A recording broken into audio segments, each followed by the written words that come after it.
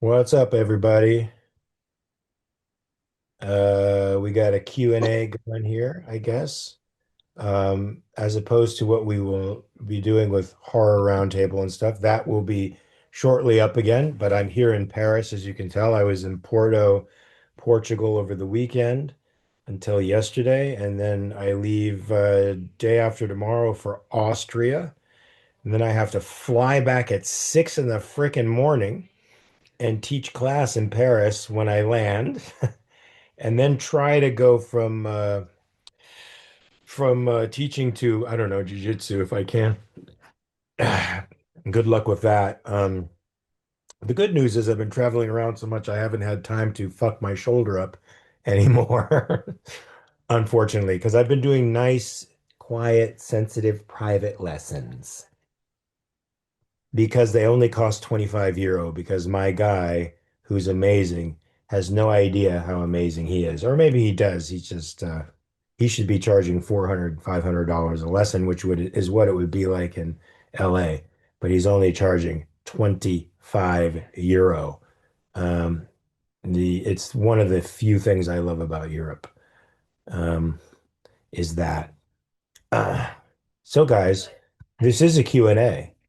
So I hope you brought your questions. And I can't guarantee that I have answers, but I'll try. What's up, Mandy? Hi. I How are you? think we all agree, maybe you're not, but everyone else, that you have a great singing voice. Really? Yes, Oh, definitely. you're Do very you nice. want to sing something for us? Oh God, no. Are you kidding me? I'm too chicken. I'm a big pussy when it comes to singing. I'll No, tell you're really good. you, you're very kind. You're very kind. But in fact, when I was on that bridge or going to that bridge with my friends who from Montreal, but they were Portuguese. Um, we were in the courtyard area where that guy was singing, and I actually sang some of the stuff with the guy while we were walking down the stairs, and they turned to me and they said, "Holy shit, you could do that for professionally." I said, "No, it's just a lucky moment." And no, it's just a moment of unself-consciousness, and it pours out of me. It has to be spontaneous. You know, an actor shouldn't be shy, you know? I'm not shy. I'm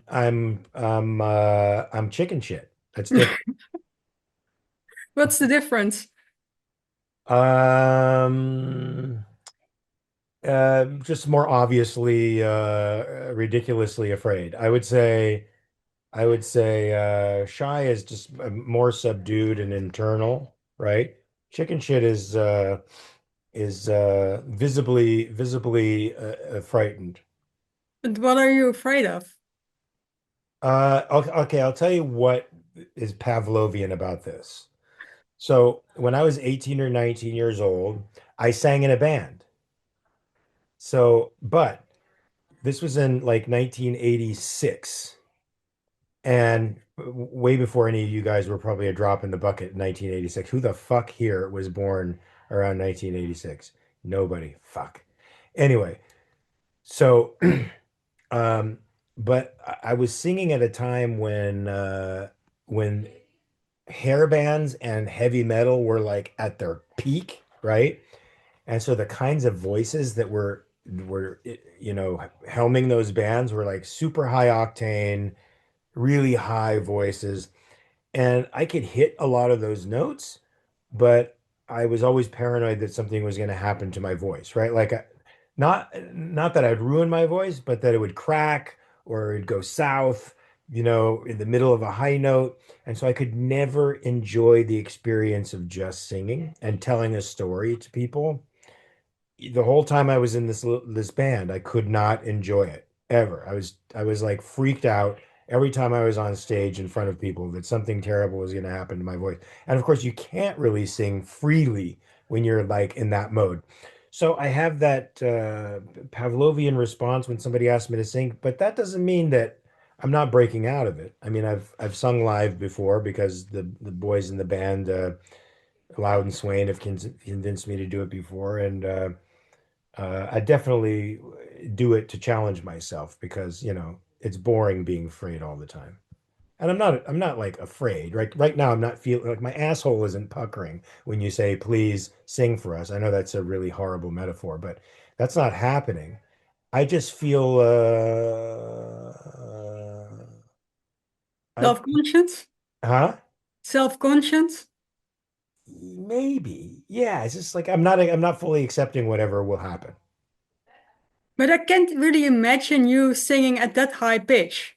You have a pretty low voice. You're right. I'm a baritone by nature, but at one time I was able to hit a high F sharp above high C, which Yeah, is but you said you were 18. I was 18. That's a big I difference. do have a very big range in my I had a 3.5 octave range, but I was Impressive. which is a powerful thing for a singer to have. That's a great thing. But I never felt like that guy, right? Like a person who has a 3.5 octave range is a stud. They go out there on the stage and they just fucking do it. I'm the opposite. I had it, but I was never confident in it. And I didn't think I can really control like myself. Have you ever heard people with great vocal control? No. Yeah. One day I'll send you YouTube videos of these two guys I love. They do duets and they do harmonies with great singers. And these guys have amazing vocal control. I never really had the vocal control of the top ranges, but then I don't think my voice teacher was the best in the world. You know, most musicians are also a little stage shy, I know, it's true. There's guys that throw up before they go out on and stage. they do it anyway. That's exactly what courage is, man. I know you're trying to push me to sing. I can tell. You've got a question from Patreon from Teresa, who is sorry she can't attend today. Her question is about travel. So she's wondering if there are places in France that you would like to visit that you haven't yet. For example, she's heard the south of France is a favourite for artists to visit because the light's different and remarkable. Have you been there? Or if there are any other countries you haven't visited that are on your travel wish list, New Zealand maybe. Yeah, I've been through the south of France. When Tracy and I were looking at San Remo, Italy, as a place to potentially live outside of America and France, um, we had to go through Cannes and through the south of France, through Nice, and it's very beautiful over there for sure. And I'd like to certainly spend some time there.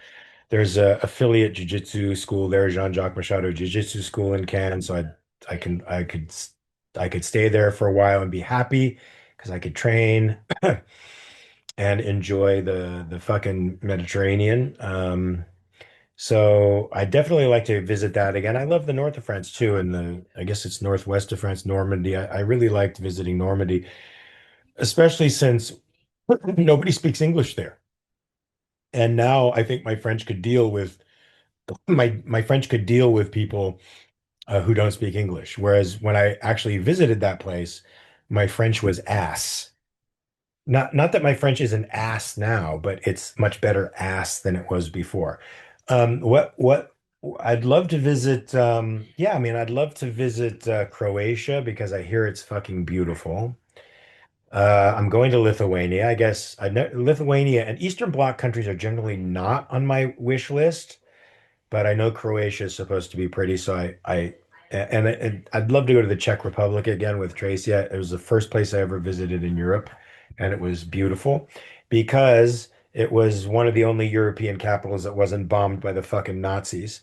So it has architecture from Baroque architecture, medieval Baroque, and then communist architecture. You see a whole slew of generations, and the death of good architecture with the commies, by the way, which are just sprawling concrete, horrible looking structures. But that's counterbalanced by really cool cathedrals and very interesting other buildings. I'd like to go, the places I'd really like to go are too dangerous now to go. Like, I'd love to go to Iran because Iran it's one of the oldest civilizations in human history. It's like, what, 3,500 years old, continuous civilization in history. And there's so many archaeological sites there that I'd love to visit. But unfortunately, they have a shit regime and shit politics over there. And it makes it dangerous for any innocent human being to go over there and actually study their culture and study the past. I mean, I'd love to go to Egypt. I'd love to, travel down the Nile. And where else? Yeah, those are the places I think mainly I'd like to visit. But I feel like Western Europe, with the exception of like Sweden and Norway, I've seen almost everything. Go, Katrin. Hi. I am Mark Shepard. How are you? I will see him in May too, by I'm, the s- way. I'm sorry. Yeah. I just wanted to ask, first, how you are you doing? And second, how was Porto? What did you enjoy most? Um, I'm doing all right. I hate to beat this issue, but I miss Frankie. And Tracy has Ziggy, and Ziggy's sort of taking to me more and more. But he ain't Frankie, man. He's a dog, and he's awesome because he's a dog, and I love him in his own way. But there's a lot of times I look at him and I wish for Frankie because Ziggy goes nuts when anybody moves, like in a restaurant, he'll go off like a typical Dotson. He's insane. Whereas Frankie was just so mellow and so zen. He's also, he's like focused entirely on Tracy, a little on me. Anybody else that comes into the sphere is suspect and subject to being, growled at and screamed at. Frankie was so not like that. And so I yearn for that gentleness again, that visibility that you get from that you can only get from a furry creature who can just see better than most humans do, and they feel more intently than most human beings do, and they're just so amazing and so unfettered by the shit that hold us back, that you just get the purest level of consciousness with them. And I yearn for him, and I miss him, and I miss the fact that I experienced Porto without him, while at the same time appreciating how cool it was to be there, right? And feeling blessed to be there and enjoying Porto and the generosity of the Portuguese people because they're very generous, um, and very kind. There wasn't a lot of customers at the con, unfortunately, but I thought the Q&As were fun, and the red carpet event was fun, and interacting with the fans was super fun. But I always find that fun. I just wish there were more of them. And Portuguese food is super hard to be healthy with, man, because it is just fucking shite. It is shite. And, I mean, like, I honestly can't taste it because I lost my sense of smell and taste for the most part, like about a year ago. I can taste salty and savory and sweet. I can distinguish between those two things, but nuanced tastes I can't do anymore. I'm hoping to get that back. But you saw that fucking sandwich there. That's a Yeah. monstrosity. That is a monstrosity. It looks ugly. It's a catastrophe on almost every level, but I think it was pretty good. I couldn't really tell, but I ate it because it was the national sandwich. So if I go Was it like sweet or savory? it's just savory, but they Okay. do have sauces that are supposedly sweet, but all the Portuguese people were like, "Don't eat the sweet sauce." So I avoided that. I got the savory stuff, and we had dinner. We had dinner, or actually a late lunch, at my friend's cousin's because my friend came to visit me from Montreal. He was a former waiter at a hotel that I was staying at when I was doing Quantigo, and we hit it off and became friends. We've been friends ever since then. And he came out to visit me in Toronto, so I took a picture of us, me and his wife Claudia, and you can see it. I think I posted it somewhere. Yeah, I saw it. Yeah, and then he came to from Montreal to Portugal because he was born in Porto. He speaks five languages fluently, and his wife speaks at least three fluently. She speaks Portuguese, French, and English. She's Chinese and born in an African colony of Portugal. So she's like got a massive intersection of cultures going on in her. She's super smart and fun.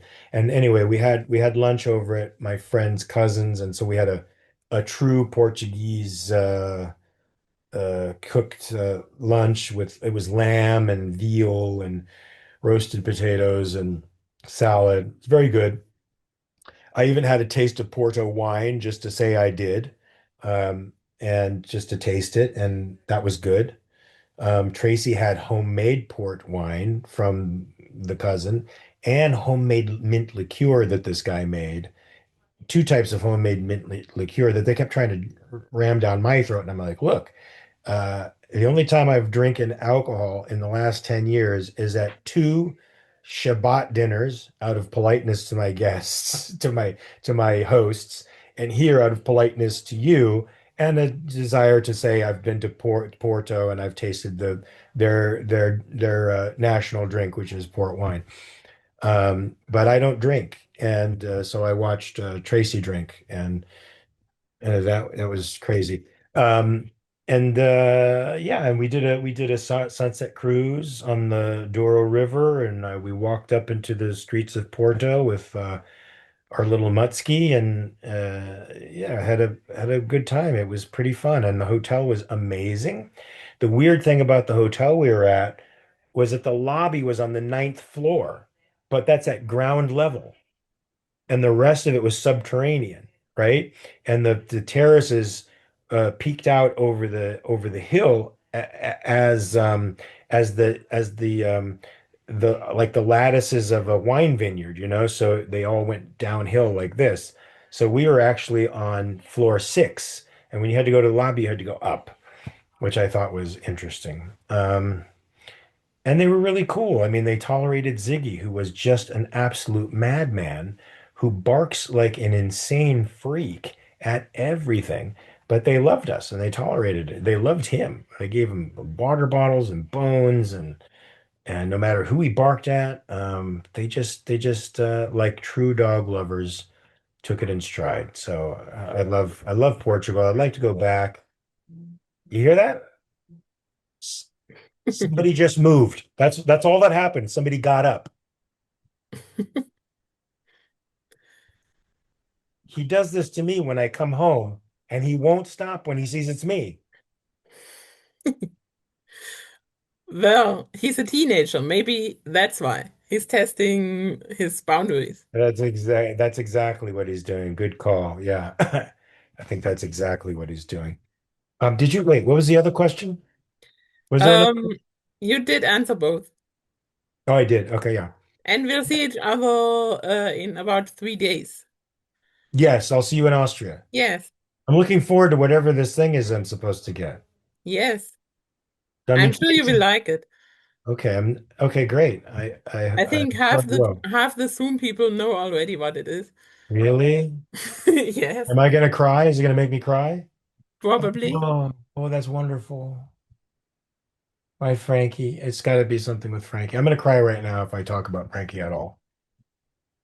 Um, my little buddy. Thank you, Katrin, for the question. I will see you in 3 days. Thank you. Hi. Hi. So, is there a character you haven't played yet but would like to try, like someone you haven't tried playing, like some sort of type of person or something? Yeah. I mean, I'd love to do Quasimodo, but I think I'm too old for Quasimodo. No, you can't. You can't do him because, like, you can't because you are too good looking for that. No, no, They it's would called have to, it's called prosthetics. yeah, maybe, but like maybe Every if someone else, some everybody who's other. everybody who's played Quasimodo has prosthetics. Yeah, I've only seen the Disney movie of it. I No. haven't seen any real Oh, yeah. life. Yeah, I mean Anthony Quinn played him, Charles Lawton played him, or did Anthony, not Anthony Quinn, maybe Anthony Hopkins played him. One of those guys played him, but I never, and I could be mistaken, but I don't think anybody's ever played him the way I think he should be played. How should he be played? He is a gnarly badass. He is, I could be not remembering this right because I haven't seen Charles Lawton's version for years, and that was, I think, done in the 30s. But everybody seems to hit this humble thing in Quasimodo, and anybody who knows differently can correct me if I'm wrong. But he wasn't humble. He was proud. He was Yeah, ext he was he extremely was doing his powerful, own thing. very much his own man, but very faithful to Frodo, the evil monk, and very much in love with Esmeralda, and so much so that he dies at her gravesite. That's the real ending of the story. He stays at her gravesite and dies there. That's how Oh. that's how loyal he is to her. But one of the most amazing scenes to me is when they're going to burn Esmeralda at the stake, and he swoops down from the spires of Notre Dame into the court, swoops her out of the stakes, holds her in his arms, jumps up onto the spire, climbs all the way up the spire, holds her above his head, and says, "Sanctuary!" Saves her life. Most Yeah, beautiful yeah. moment in the world. Um, love it. So yeah, I'd I love to haven't seen. Hopkins and Quinn. So both of them. Okay, thank you. Allison is sort of a cinephile, and so it was both of them. And I think I saw both those versions in the 70s. And the Lawton version is like in the 30s, I think. And Oh, there's a silent version as well. I think it might have been Lon Chaney who played him. Uh, he was the man of a thousand faces. Um, but I don't think it's ever been done. I mean, Hugo is a great writer, and his characters are immense, right? I mean, Jean Valjean from Les Miserables is a giant of a human being, and that would be a great thing to play too. But I'm not Hugh Jackman. I'm not young like he was when he did but if there's so like heavy makeup and all that stuff, so maybe it doesn't matter like it. what age you are when you play that. That's true. The only problem with that is it is such a pain in the ass to go through that process. Because if you're wearing that extensive prosthetics and your costume is that intense, first of all, the costume is going to be boiling hot. The prosthetics are going to have to be applied and reapplied throughout the day, which means you'll probably have to go into work 3 or 4 hours early because it's going to take 3 or 4 hours to get through that makeup. And then getting it off is worse than getting it on because they use these petrochemicals to dissolve the medical adhesive on your skin and to pull the prosthetics off. And it feels like they put turpentine on your skin. It's just awful. It feels awful. That's always the worst part about getting the prosthetics is the application and the pulling off of them. And if you're doing a show like that, it's likely that you're in the show almost every scene after a while, right? And that means you're gonna have to get that shit put on every day. It would be exhausting. It would be like I guess something similar would be did you see the Penguin with Colin Farrell? No, but I saw the movie where is the Bill Skarsgård, and he was playing some like it was kind of Dracula, but not exactly. And Yeah, he didn't look like himself at all because I think he had the prosthetics. I wasn't a fan of that movie. Nosferatu? Yeah, yeah, that movie. Yes. Nosferatu, I didn't. He didn't look like himself at all. I can't even do that voice without choking.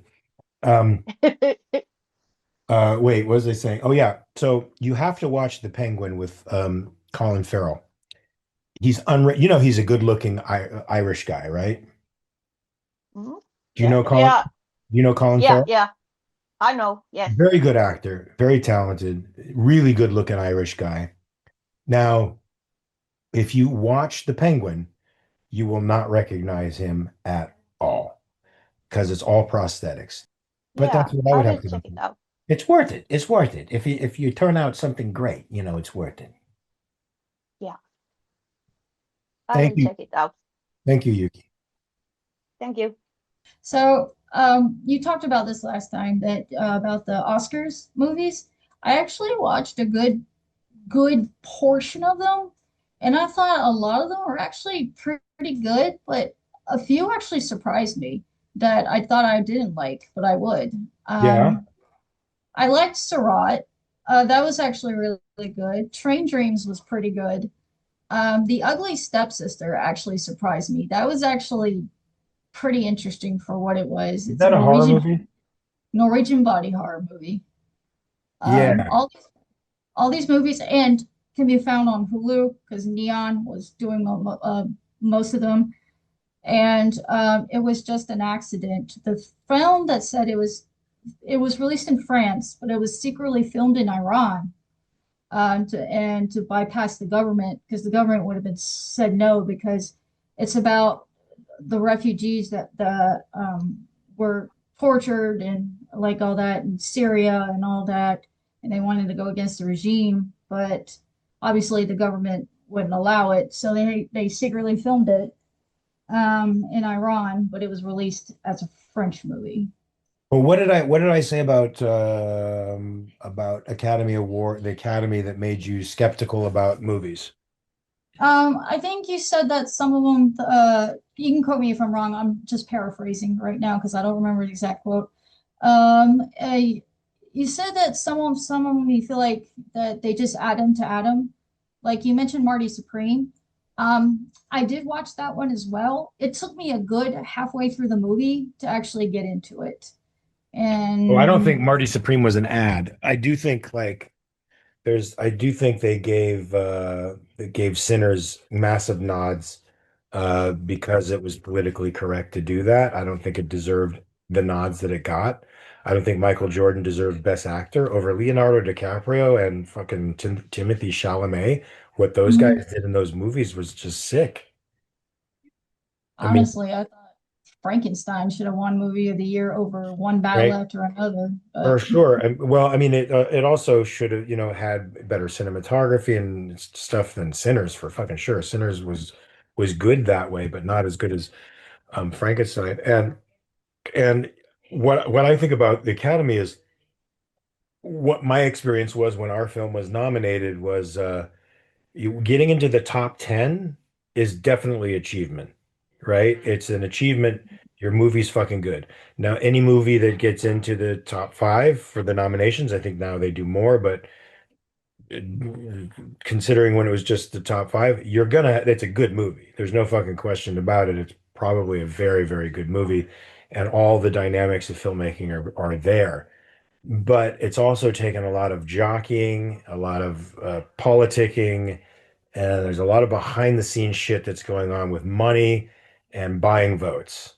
So there's a lot mhm. of shenanigans that go on behind the scenes. Trust me, because when I walked into my agent's office at the time and she had heard, oh, your short film was nominated for Academy Award, she says, I'll vote for it. Well, Okay. sight unseen, no, she's just a member of the Academy. I was her client. She was going to vote for it based on that, not based on merit. Okay. So there's a point at which, like, I think Michael Jordan was a political win. I don't think he deserved Best Actor. I think what he did for a dual role, I think he was good in that. Sinners had a lot of thoughts. I enjoyed the choreography. I think the choreography was the best part about that movie. And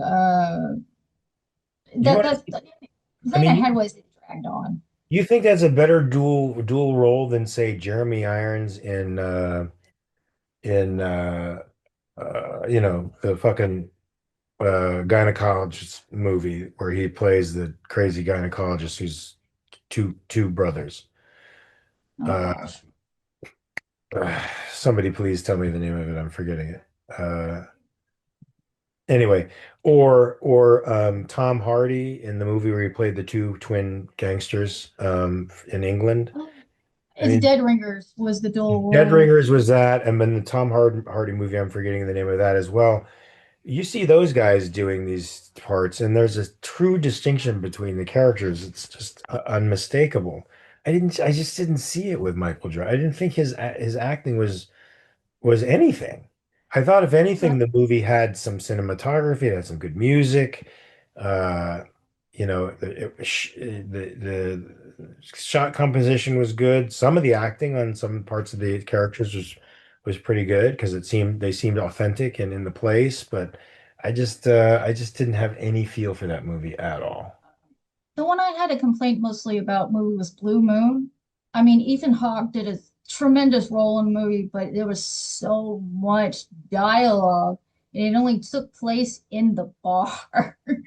It Yeah, it was took place in yeah, it took place in that bar. Yeah, I saw three-quarters of that movie on a plane, and I thought he was tremendous, but I thought it was an obvious attempt to get an Academy Award it was. because it's an extreme character. He's on screen the entire time giving endless monologues. And so it's definitely a vanity piece, but he did it very well. It's the best acting I've ever seen him do in my life. It is. But the number one recommended movie I would still recommend is Train Dreams. That movie surprised me the What most. was it It's called? a Netflix movie, Train Dreams. It's on Netflix. It's surprisingly really good. If you haven't seen it, it's a heartbreaking story, but it has a lot of feel good, but it has tragedy, but it makes you realize like what you have in life and what to appreciate in life. Is it But scary? no, it's a drama. I love Joel Edgerton. He's a very fine actor. Did you see his the movie that he wrote and directed called The Gift? Oh, I Oh think shit, so. my buddy Clifton is in that. Clifton Collins. What does he do in that? I don't Clifton He Cole. plays Boomer. Trying to There were so many actors in there. There was so many stories. You'll probably Yeah, there was a lot of stories in that movie. It's just not one singular story. Like it goes through the guy's entire life of how he helped build the one of the railroads all the way up to I think it ends in oh God, when was the moon landing? Like it was in the 69? yeah, it ends up in that period. Oh, I see. Uh, Okay. Anyway, you have to see The Gift with mhm. Jason Bateman and Joel Edgerton. It's really great. And if you haven't seen It Only Comes at Night, have you seen that? I think so. I watched so many movies this month. Because that's got him too, and that's a really great horror movie. It's a monster movie where you never see the monster. I think I have seen this. It's just been a while. Yeah, I feel like in that movie the monster is really dread. You know what I mean? Like human dread. But you check it out and tell me what you think. And I'll look at this movie at some point in the next month or so. Hopefully I'll be able to snatch a view. Okay. All right. Thank you, Mark. Thank you. Get better. Thank you. Hello, Mark. I'm Hi, Candid. Candace. Hey. My question for you is when you played Lucifer, what was your reaction when you got to be him? Or what was going through your head? Oh, what fun I get to play Lucifer. Yeah, I was very excited to play the part of Lucifer because it's sort of like on the literary level, in my view, as Hamlet, let's say. It's a part that you can put your own signature on and people will identify you as, right? Like when people talk about Hamlet, they talk about Kenneth Branagh's Hamlet or Mel Gibson's Hamlet or Laurence Olivier's Hamlet or Richard Burton's Hamlet. And when they talk about Lucifer, they identify the actor with Lucifer as well. This person's Lucifer, that person's Lucifer. So it's that seminal part. So I was super excited to do it. And plus, really excited about Supernatural's spin, that they had on Lucifer as not a bad guy, but, somebody who had a just cause to be upset and to get revenge on people that had treated him badly. I think that's something anybody could relate to. So they made this superhuman, angelic character that's really out of reach, very identifiable for everybody. And I loved that, I got a chance to play that. Does that make sense? Yeah. Yes, it does. Thank you so much. Thank you. What's up, Tammy? Hello. Hello. How you doing? Um, it's been a rough week and a half, I'll tell you that. I I give you all the kudos because I didn't think it was going to hit me this hard, to be honest. Oh yeah. Um, Okay. so my question is, I wanted to know if there was any plot line in Supernatural that you would have changed or had more time with, whether it was with Lucifer or with somebody else, or through somebody else's plot line. Well, first of all, I wish I would have been able to act the scene where Lucifer and God have their Talk.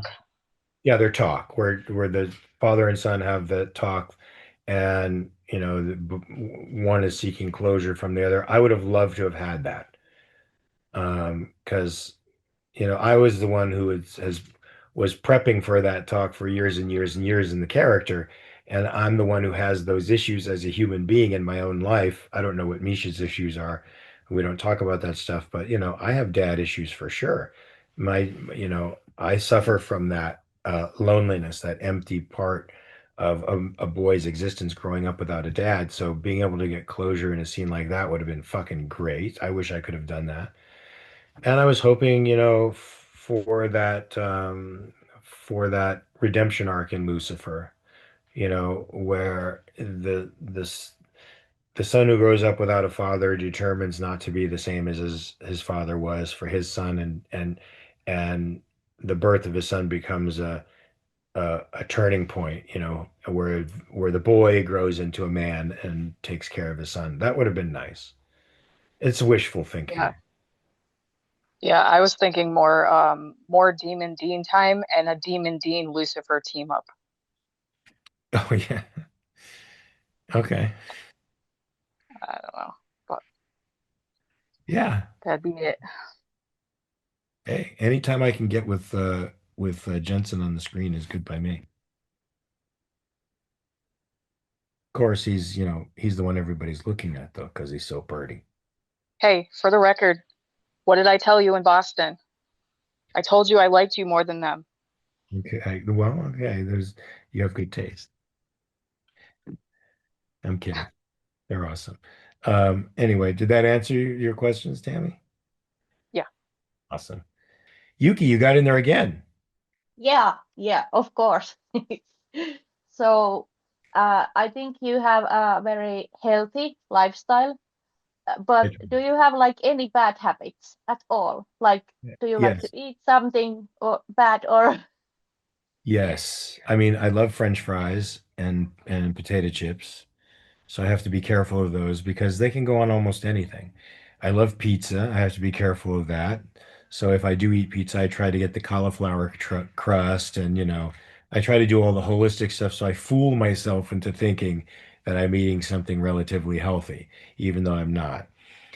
I like dark chocolate, but I can take that, as look, that has bioflavonoids. It's awesome for you.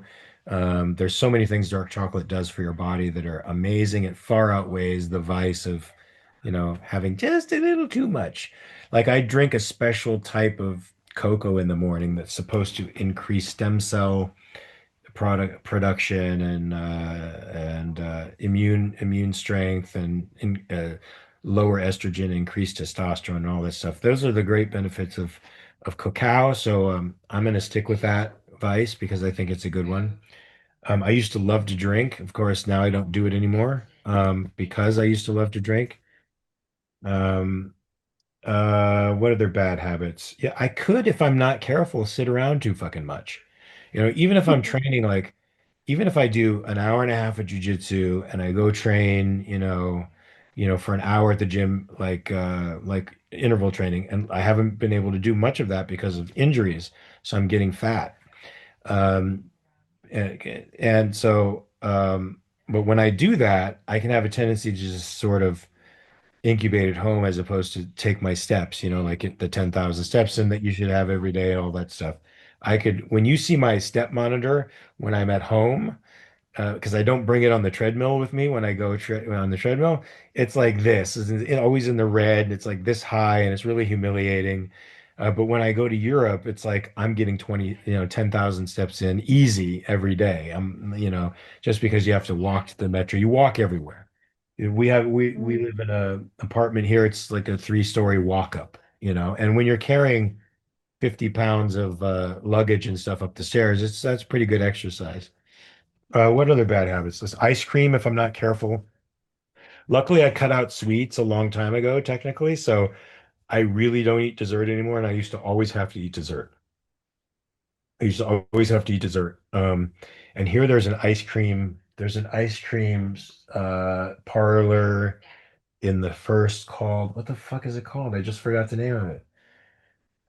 Starts with a B. If anybody can remember the ice cream parlor that's in France in the first arrondissement, starts with the B. It's totally famous. I could eat that shit all day long, but I don't eat that stuff anymore. So I rarely, where the hell am I getting fat? In all the wrong places. Let's just put No, it that way. You look, no. you lose muscle mass really quickly, especially when you get older. There's a thing in nature, use it or lose it. And I have to get back into the gym very quickly. My knee is finally healing, my shoulders finally healing up, so it's time to get back full bore. But tomorrow I won't have time, I don't think, to do anything. No, I have to go straight to work in the morning, and I work till 5 o'clock teaching, and then I come home. Now, if I'm lucky, I'll probably hit the gym at night and or do a jiu-jitsu session, like go to the main class. But I really don't want to go to the main class with some, residual injuries, especially if I haven't been working out, because there's a lot of young guys in there, and they play rough in Paris. They're all about competition, so they play they can play a little bit rough and stupid. It's too So much. yeah, well, I like to think, yeah, yeah, it's a lot. Let's just put it that way. And I don't want to get hurt. Of course. I need to know one thing. What's your favorite potato chips? Oh fuck. So I love kettle chips. And I mean, I can eat almost any kind. I have the jalapeno, I have the barbecue, I have the sea salt and salt and pepper. It doesn't, sour cream and onion is amazing. It doesn't matter. I will eat it. But that's also a bit healthier than normal potato chips, I That's think. true, and that's why I also try to eat the ones in avocado oil as opposed to the other shit. See, I try to fix it in a way that I feel like, okay, even though I'm eating shit better shit than Yeah. right. That's not the way to get away with it. It's just sort of fooling myself. But wait, oh, and fries here. I mean, frites are everywhere, right? It's steak and frites. And in Portugal, it was fries with everything and potatoes with everything. I had to find greens. So that sort of sucked. But I think it's kind of strange that French people like to eat a lot of good things, like delicious things, but people say they are skinny. They don't get fat, but they eat all kind of Because they yummy walk. things. It's because they walk Ah, everywhere. Yeah, and Americans, drive. I mean, I okay. think most of the people in New York City are probably like people in Paris, not very fat. It's the people in the middle states and in California where they drive everywhere. They get fat. I don't know what's the reason uh, for people here in Finland why they are also fat, because like I think people go out a lot for a walk and stuff, but for some reason they get fat. Too much of this, Yeah, maybe. too much booze, and Maybe. and probably like hyper processed meat, like Mm, nitrates in the meat and this stuff like sausages and stuff that isn't the best for you. But I like that stuff too, yeah. so I have to be careful. And Katie, I know I you're diabetic and you have sugary things, but you shouldn't. I've noticed that people also eat a lot of meat here in Finland. I work in a grocery store and everyone buys red meat all the time. Like the shelves are empty from the meat because everyone is so crazy buying it. I like red meat too. It's a good source of protein and iron. And if you're working out, it's great for your body. As long as it's grass fed, and doesn't have all that shit in it. It's a really strong source of protein and the amino acids that help build muscle. I mostly eat like chicken and fish, but red meat does form a bigger part of my diet. And you're right, they probably eat that and starchy foods and then they don't exercise much. Yeah, And then yeah, they're hit I think and then they're hitting the vodka. Vodka yes, and beer, also beer. and the beer. Yeah, too Yes, too much fucking beer. Yeah, that's not good for you. and vino. And vino. Yes. They have vino here, but some wine is very good for you. I mean, the red wine is good for you. It's got those bioflavonoids and resveratrol and stuff like that is very good for cell regeneration. Yeah. I like white wine, but red wine is, I don't know, it makes me feel a bit nauseous for some reason. I don't know why, Could be but the white wine tannins. is good. Could be the Yeah. tannins that give some people headaches too. Yeah. But okay, that answers all my questions for now regarding the food stuff. All right, thank you. Thank you. Nice hat, Anna. Yeah, I know. I have also a shirt. Hang on. I have it Wait, on. I have to get up. My lazy ass. there's a boy here. Live, What? love, Lucifer. I have that t-shirt. Nice. Yeah, I'm gonna see you in Austria, which I'm really excited about. Good, me too. And just wanted to know, I know you probably don't drink alcohol. I don't. Okay. So I wanted to bring you some chocolate, but some good German chocolate, but I don't know which kind you like. So that's my Only question. dark. Only dark.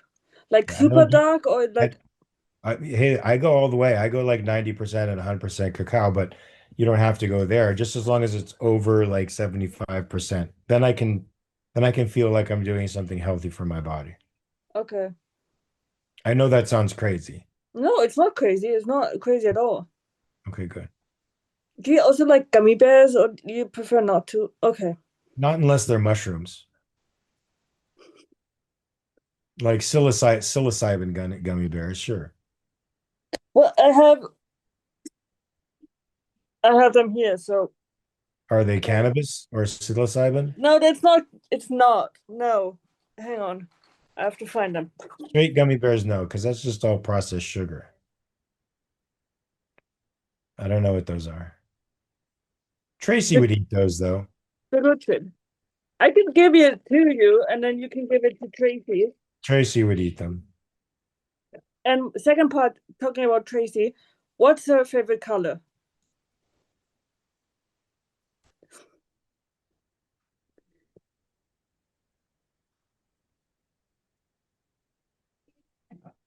That's a good question. I was going to say blue, but now I'm questioning it. Okay, What because I'll tell you what I usually get her because it goes with her eyes and her hair. It's like I usually get like greens and earth tones. okay, awesome. Well, because I have little pouches I made by myself. This is like a earthy color, and I wanted to give her one of them. Oh, cool. What do you put in those? Human heads? No, it's just like a bag, a little bag. Look. Okay, maybe she could put treats in there for Yeah, Ziggy. Yeah, that's cool. and the fabric is really soft. So She won't. She's coming with me to Austria, but she's going to be like location scouting and meeting people for this movie that she wants to do. So she's not going to be with me at the event.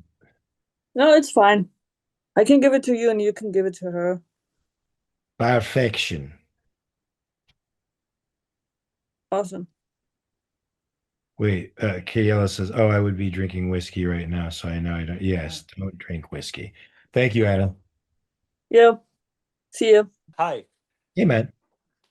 I haven't seen any of your acting, but I got to you through another person. I think because that person thought of me through you. And I Okay. wanted to know, yes, and I wanted to know, uh, when you have a project, uh, what I imagine you also think about many ideas at the same time. What makes you decide that project is the right one? And how do you feel when you see that the animas of creation used another person for a project that you didn't commit to? So like how do I decide for like what Between all the projects that are in your head, you might have many projects, right? I imagine, I'm just guessing, speculating, that even while you're doing a project, you think about another idea, maybe, the or creative a process, character. like Yeah, a yeah. okay. And I wanted to know what makes you decide what is the right project for you. Well, normally it's if they're paying me, and For money. Yeah. it's money. It's mostly money, just because I like to keep the lights on and keep the bills paid. Uh, but when I'm there, the script dictates everything. The script dictates if I have a different way of speaking, or if I have an accent, or a physical impediment, or a way of behaving that's not my normal straight behavior. That's all dictated by the script. So the script pretty much tells me what to do and how to do it. Not always directly. Sometimes you just get it from, the uh, the suggestions in the script or what people are saying about your character. And those give you the ideas. I have a second part of the question, and I think that is more for a person like your wife who writes. Um, but maybe you have some insight. So it happened with Hamlet, not with Hamlet, sorry, with the one that won the Oscar this year, uh, Hamnet. Oh, Hamnet, yes. Yeah, sorry, dyslexia a little bit. So I had a dream a lot of time ago where it was sort of like a nightmare where I have like a black square, like a regular TV black square following me all the time. Mhm. And I knew, you know how in the dream you don't know, but I knew, I was aware that there was someone who was looking through that glass, through that square. And that person only was able to keep doing that if they didn't tell anybody what they saw. Okay. If they told a person, the first person they told, that person would be able to see through the square. And I saw the scene where the kid looks at the camera and is looking at the audience, looking at the movie, at us. Hmm. The kid is also looking at death. Like the audience is looking at the story, but is also death, and he's trying to save the sister who is gonna die. Right. And when I saw that, it was like, wow, this is a better interpretation of an idea, right? And ideas are of everybody, to me, of the collective consciousness. They just like manifest through certain people. Okay. But my question to you, because you do, participate in the industry with people who actually commit to their ideas and believe in themselves. uh, what do you think is the substance that they consume to actually believe in that, some random, dream, or what make these some people follow the lead and others don't? I mean, that's for actors. It's a thing called actors' faith, and it's just a belief in the rightness of your perceptions, right? I think, uh, Faith. yeah, it's a kind of faith, right? In that or faith is often used as or conflated with confidence. Like you have confidence in what you are perceiving or what's bubbling up from your subconscious is a true thing and worth pursuing. Not everybody has that, right? And I think actors are actors and artists in general are more apt to follow those internal voices, um, because for some reason uh, they haven't had they haven't had that mechanism, that resistance to it that builds up over years, where I think when children what is the word I'm looking for, when they become adults, they tamp down that aspect of their character, that gullibility and innocence and fun and self-belief, and it becomes something else after, growth and trauma and all the stuff they experience. But actors, no matter what, or artists at least, aspiring artists, are still able to hold on to that faculty in the face of all that other stuff for some reason. I don't know why. That's that's great. I was just listening, sorry. I because I went to school, a lot of people, and people can see it that I'm creative, and they say, "Wow, you're so artistic," and I always get like, I want to like shade them and tell them that like everybody is. When what you said, I guess what I'm gonna take from being able to chat with you is that there is an aspect of being an artist that is more about creating the art, because everybody has the potential to some artistry. I think the artist is more in touch with their inner kid, right? That playful, open, vulnerable, emotionally in touch being. And other people talk themselves out of or separate themselves from that inner child at some point over their lives. Whereas I art, am out of touch of it right now. Thank you. Friendly reminder. Thank you good. so Get back in much. touch. Give him a hug. Give your baby William. Thank you, sir. Yes. This is what Thank you. Mandy's doing with you. Thank you so much. Thanks, William. Katie. Hey, you're gonna leave it to me to ask you more of a mental health question right now because of what I'm going through. Okay. And I know you've been through it. So, um, yesterday, a group of us from my Star Maker app that I go through because it's a karaoke app, we found out that one of our friends in our group passed away Sunday. And like, I'm struggling right now because like we literally all just talked to her Saturday night. And like I knew there was something going on, and I should have called her after we got off my live because we were in boxes like this, and I didn't. So how do I not feel like part of it's my fault? Like I could have done something to change it. Well, I don't know that you could. I don't know that you could have. Um, and I don't know how to make you stop thinking about what you could have done other than to help you realize that there's really nothing you could do about it now, right? Except potentially if something like this arises in the future, remind yourself to make sure you check in with the person if you're getting the instinct that, something's wrong with them. Yeah, Um, because she relapsed on stuff and uh was she overdosed. experimenting with with new substances that she hadn't messed with before Yeah, well, that night. you can't change another person. You can't save them if they don't want to be saved. This is true. It doesn't necessarily make you feel any better, but the best you can do now, since you can't go back and relive the past or change the mistake that you made with that person, is try not to make it in the future with somebody else, and understand that going forward, even if you do recognize something's going on with somebody, intervening with them may not necessarily save them.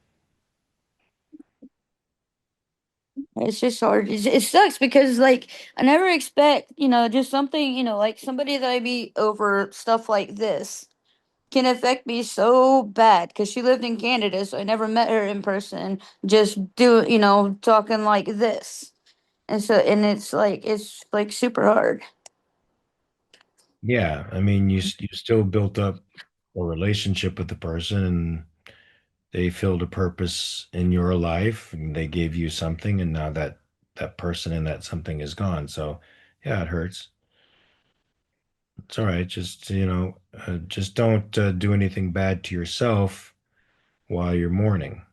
Try to Yeah. treat yourself well.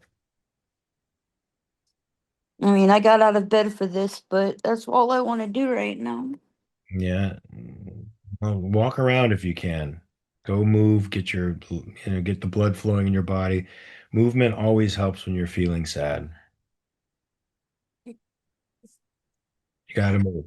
You gotta move. You can't just stay there in your apartment ruminating. Get up and move around a little bit. Make yourself a bargain that you're gonna get up 3 times during the day and walk for a time, just to get your blood flowing. Yeah. All right. Good luck, Katie. Yeah, I gotta go back to not to quitting again because I fucked up and bought a pack last night too, Mark. Yeah, you are in control of that. So, Oh, you'll probably stop when, you become symptomatic with something that can't be reversed, because it seems like you need that kind of whooping to remember that you shouldn't do bad things to yourself. I feel bad because I broke my promise with you, but Well, I mean, I'll do it again. But I'm throw out the just, cigarettes. huh?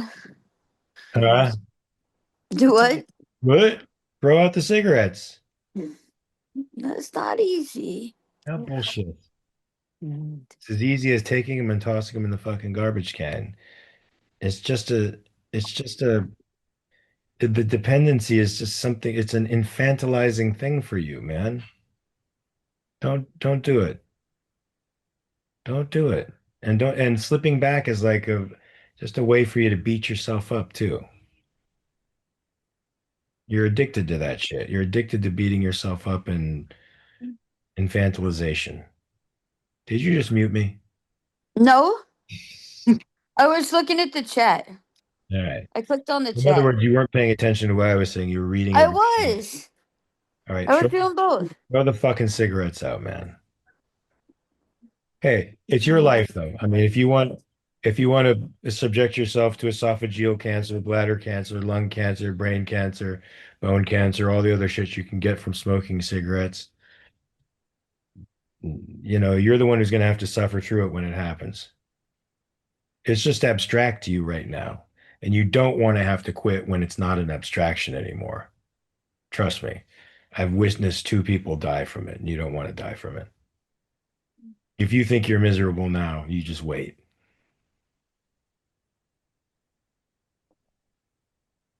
Stop smoking and using, trauma in your life as a crutch to engage in vice and self-mutilation. What I've always fallen back on. Yeah. All right. You know that now. So you don't have to do it anymore. It's time to get better. Okay. Okay, I'll let somebody else talk. All right. I'll let you off the hook. Not now. What's up, JT? Hey, we've spoken a few times at conventions. I'm usually in the Boston area or New Jersey when Creation will invite you. Get them on that, will you? Right? Yeah. I had one question kind of about the horror movies. I know you guys have been watching the escape rooms. Yeah. Question is, have you seen No Escape or Follow Me? It depends where you look it up. I think it was a 2020. And I've seen it like maybe twice under the title of No Escape. But if you look it up online, sometimes it's called Follow Me. Sounds And good. Is like a it's an escape room themed movie, but then it turns into like trying to be more horrific. And I wouldn't necessarily call it that much of a scary movie until the end. Like it's one of those that has a twist, and the fact that you could believe the twist at the end is what actually makes the movie scary. Oh, cool. Well, I will definitely check it out. Thanks for the suggestion. Yeah, it's 2020, and if you look for it streaming online. It's No Escape, but if you look it up online, it's called Follow Me, which is weird. Okay. But I was going to say, I know you've said a few times that Ziggy's being the classic dachshund, and I've mentioned to you a couple times that I do training. If Tracy ever wants to do DMs about it, as you said, it is very classic behavior. Dogs, especially small ones, Uh-huh. struggle with level changes. They can get totally comfortable when somebody's sitting down, but as soon as that person stands up again, in the dog's brain, it becomes a wild card. So they have to start up the defensive cycle all over. And it unfortunately is very common, but confidence building can certainly help with it. That's interesting, and you frame that very interestingly. I'll tell her about it. Mhm. She worked with Caesar Milan, so if she puts her mind to it, I know you're probably Yeah. not a fan. He is an acquired taste for many people, and but what you said was very interesting. I never thought of it that way before. So it, I it, shouldn't. yeah. So when he's crying like that, I shouldn't put his head in my mouth like I do. Yeah. I mean, it's just hard I with don't them. put his head in my mouth. I used to do I that to know. Kevin when he was a kitten because it was big enough to Yeah. go in my mouth.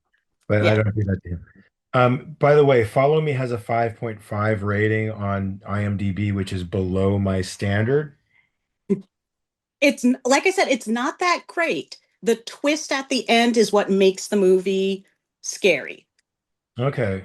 Well, I'll give it a 10-minute checkout. So like a 5.5, Yeah. sometimes it's an anomaly that it's low. Hmm. And if I go in there and it's like it should be a 6 or something, which is my minimum, uh, Gotcha. Yeah. then I can if I can take it for 10 minutes and like it, I then honestly don't think you'll be able to because, like, it's not that great of a movie. It's just the ending that makes you say, oh shit. oh, okay. Yeah. So, like, it's not that great, Don't make but if me you put up do with a five survive point. it, Don't make me put up with a mhm, 5.5 movie for 2 hours just for that end. true. I mean, it's a horror movie, so it's pretty short, Uh, but I'll give it, yeah, it's definitely not good. The end is what makes you think it through.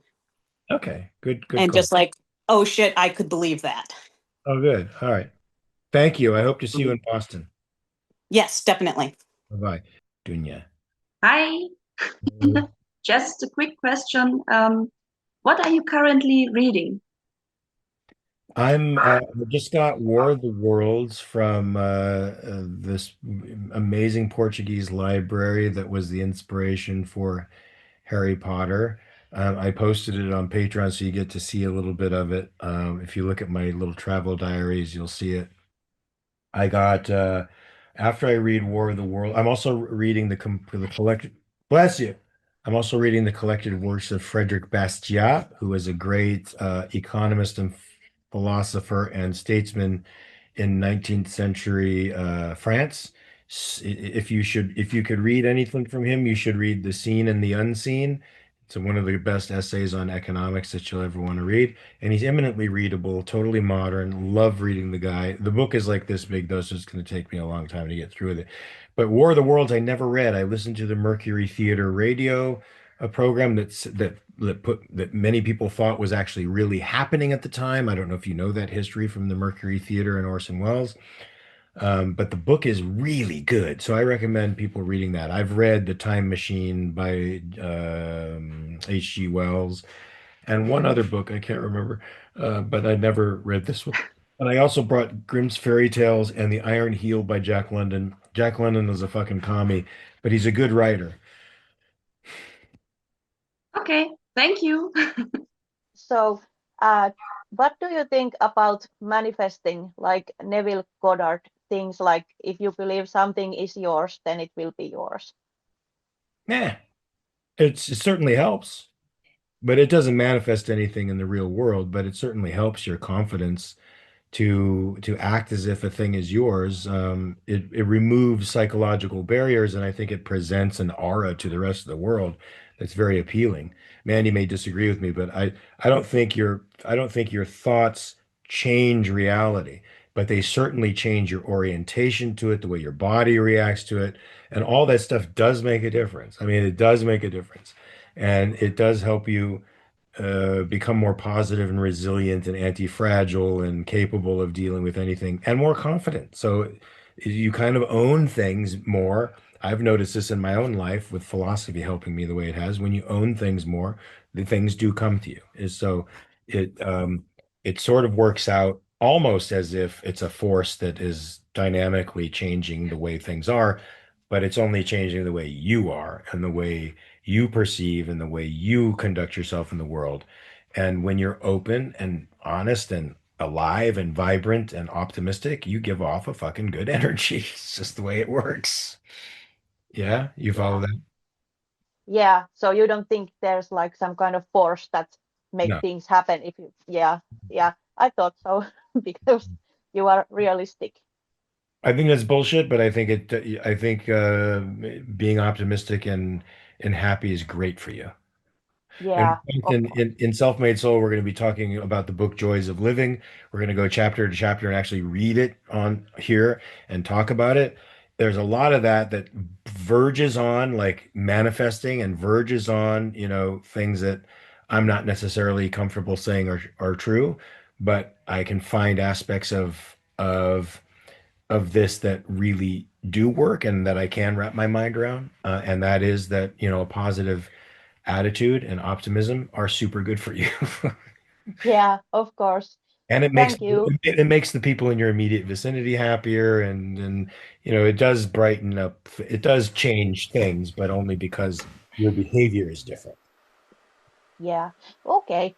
That answers my question. Thank you and good night. Good night. Angelic. Hello. How are you? I was going to ask you about books, but some already did. So, are you gonna have any projects coming up in the future? I mean, aside from Vought Rising, Yeah. I've auditioned for three things that I'm still in the mix for, and I had a callback for one called The Night Agent. And the casting director has cast me before. The producers are fans. You never know what that means because I had to do the callback in a Right. hallway in Porto at 11 o'clock. My cell phone up here while I'm doing the thing. It was not optimal, especially since Hmm. on one take, 25 people walked by. Right. Uh, but hopefully they understand that the conditions weren't great, and they could see from my audition tape and my body of work that I could do the job. Right. You're like distractions. What distractions?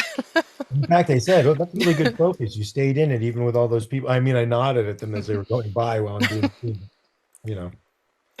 No, I'm Um, actually learning all about that in my classes about like production and actors and what they go through to like get roles. I'm like, oh, okay. Props to you I, guys. And I haven't had to do callbacks in a long time. They either cast me off hmm. or my work. So the callbacks I've done were for Beverly Hills Cop and for the Murdoch Mysteries, which was this casting director John Papsadera, who did all the Dark Knight movies. Oh, He's love. super good. I love Yeah. him. Um, but this is a good part. So hopefully I get it because it's recurring, and I think it's huge in Los Angeles. Ooh, I like to just stay ooh. local and practice shooting. Fingers crossed. No, yeah, I can't wait to move to LA and get started on my writing career. So, Can't wait to LA and get poor just having to work to oh live. yeah, no, I've been saving for a long time, so I have a good chunk of money. I'm like, I know, I'm not like most people I know. They're like, I'm just gonna go. I'm like, no, you have to have a plan. You can't You have to have just a go. plan. But remember, gas is super expensive. It's a car town. You might spend that whole Oh summer yeah. just on a No, tank of. yeah, it's expensive here right now too. It's like $6, $7 where I'm at right Where now. are you? Oregon, but I have to use the bougie gas, the premium. Yes. Why? Because my car, I can't use. I You used have the a regular Beamer? and it messed it up. You have a Beamer? No, Lincoln. Really? Yeah, no, the Lincoln has to use premium gas. I used unleaded the first time around, and my dad's like, "What are you doing? You gotta use the Gucci." I'm like, "Oh, I'm They sorry, said I didn't that, know." they said, I'm sorry, they said that was my Beamer too, and I just put regular gas in it. Oh, well, no, I messed. Yeah, no, I learned my. I was like, nope, not doing that again because the bill was really expensive. Oh, it's awful. All right, I apologize for that. Well, No, yeah. I can't wait till you come to LA and write your. Yeah, I graduate in September. I do actually started writing kind of like a plan layout for the supernatural movie idea in my brain because I Nice. was like, I just need to talk to him. I'd be like, hey, man, I know everyone wants more.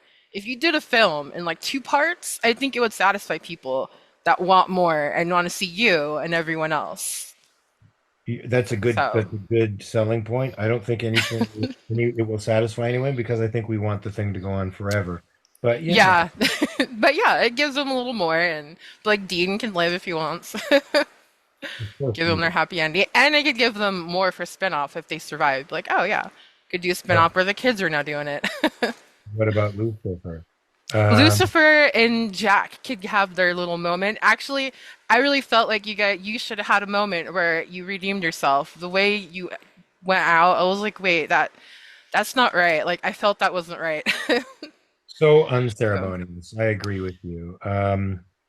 All right, guys, I better get going because it's been about an hour and a half, but it's been a joyful hour and a half for me. I hope it was a good hour and a half for you. I'm just self-conscious because my wife is out there with a friend of ours who's visiting from Spain.